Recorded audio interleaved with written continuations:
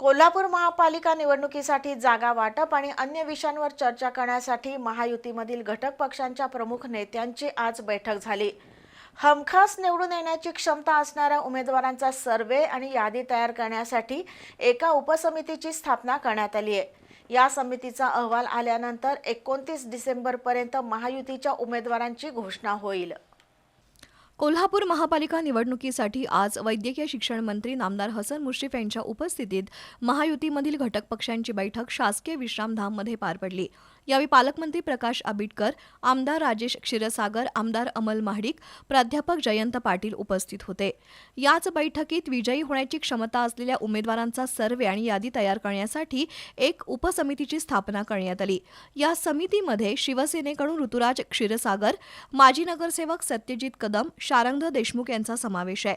तर भाजपकडून आमदार अमल महाडिक, प्राध्यापक जयंत पाटील आणि राष्ट्रवादी काँग्रेसकडून आदिल फरास, महेश सावंत, संदीप कवाळे यांचा समावेश आहे. या समितीचा अहवाल 4 दिवसात सादर होईल. त्यानंतर 28 किंवा 29 डिसेंबर रोजी महायुतीच्या उमेदवारांची घोषणा केली जाईल, अशी माहिती आमदार राजेश क्षीरसागर यांनी दिली.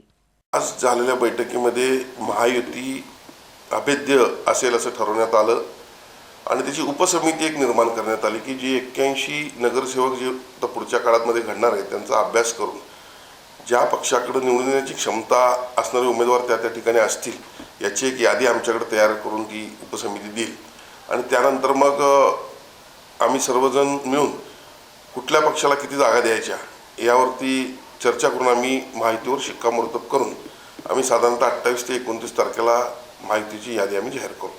शिवसेना आणि भारतीय जनता पक्ष यांना प्रत्येकी 33 जागा आणि राष्ट्रवादी काँग्रेसला 15 जागा देण्याच्या प्रस्तावावर आजच्या बैठकीत प्राथमिक चर्चा झाली.